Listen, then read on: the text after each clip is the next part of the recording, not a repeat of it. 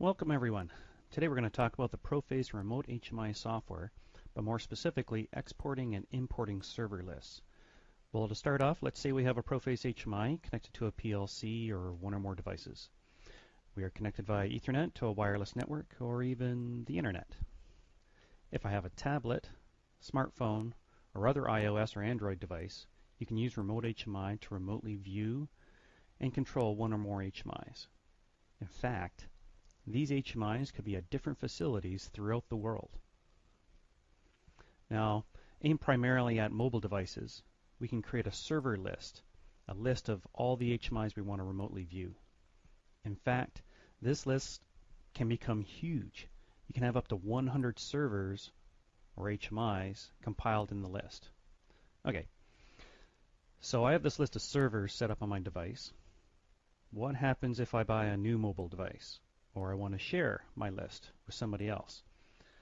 I don't think anybody wants to sit down and type in manually up to 100 server configurations into a new phone or tablet. But that's okay. We have a solution. We can export the server list as an XML file. We can take that file to our new device, import, and we're done. All the connection data goes into the XML file. So the only configuration data that does not is any of our saved passwords that we had in the remote HMI app.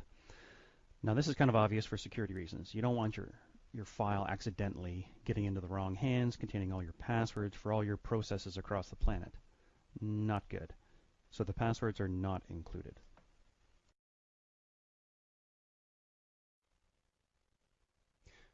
So here we are with my iPad showing on my desktop. I'm using the Apple AirPlay functionality to be able to bring this up and show it on the screen.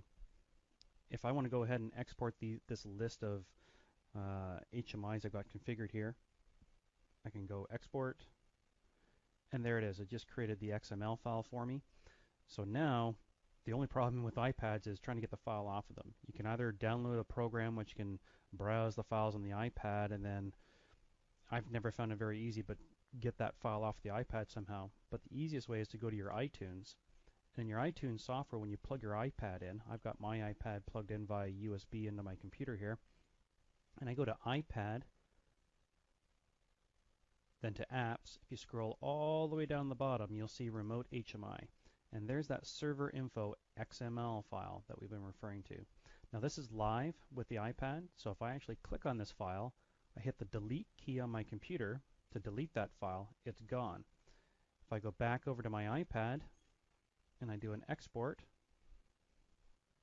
you can see, okay, and I go back to my iTunes software, there it is, it's back up again.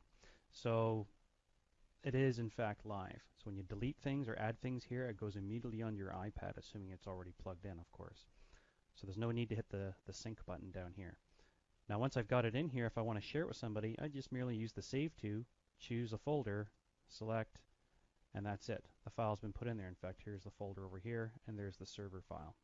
Now obviously when I want to bring that file back in, I can just follow a similar process. If I want to, I can delete the file that's already there, hit the add, choose the file, maybe somebody gave me this file, open, it's already onto my unit, and to prove that I can bring that in, I can go ahead and delete my units that are on here, delete,